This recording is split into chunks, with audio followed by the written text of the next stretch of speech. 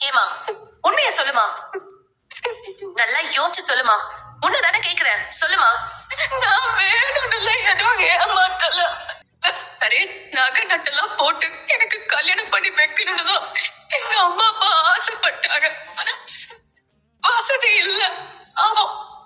அவங்களும் என்ன பண்ணுவாங்க, பவுன் தங்கமும் மீதி கவரிங்கும் போட்டுட்டாங்க. எல்லாரும் கல்யாணத்தை எனக்கு பண்ணி வைக்க வேண்டான்னு சொன்னேன். எங்க அம்மாவும் அப்பாவும் தான் கேட்கவே இல்ல. கொடுக்கணும் மேடம் இவங்க மேல எல்லாம். அப்படிலாம் பண்ணிடாதீங்க மேடம். பொண்ணுங்களை பாதுகாக்கிறதுக்காக சட்டத்தை கொண்டு வந்தா அதை இந்த மாதிரி தப்பா பயன்படுத்திட்டு இருக்கீங்க.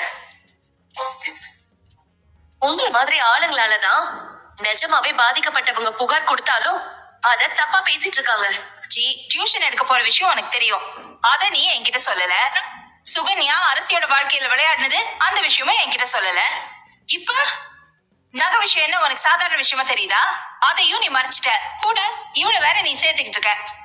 அத்தை, வீட்டுல தேவையில்லாத பிரச்சனை வரக்கூடாதுன்னு நாங்க சொன்னோம். என்ன தேவையில்லாத பிரச்சனை இப்ப வந்துருச்சுல? நம்ம நல்ல நேரம்ப்பா.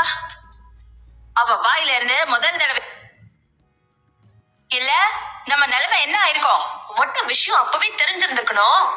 நேரம் போலீஸ் ஸ்டேஷன் போய் அப்படியே உண்டலன்னு பண்ணிருப்பாங்களே. இம்பிட்டு நாளா அவங்க அதை வெளியில சொல்லாம வாய மூடிட்டு இருந்ததே பெரிய விஷயம் தானே. பேசாத நீ, பேசாத. நீ மட்டும் நகை விஷயத்துல உறுதியா நின்னு இருந்தேனா இன்னும் நிலைமை வேற மாதிரி இருந்திருக்கும்.